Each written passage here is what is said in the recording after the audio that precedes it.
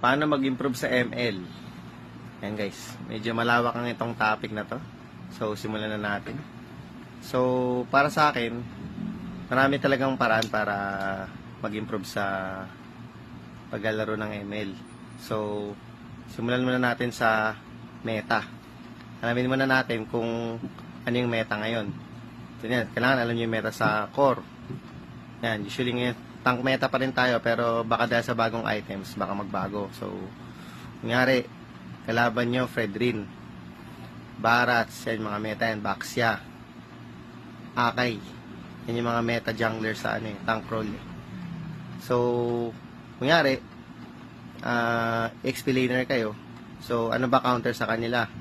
Yan, pwede kang pumili ng Alpha kasi true damage, X-Borg, kasi malikot, tapos true damage din. Ayan guys, importante guys, aralin nyo yung meta para makapag-counter kayo.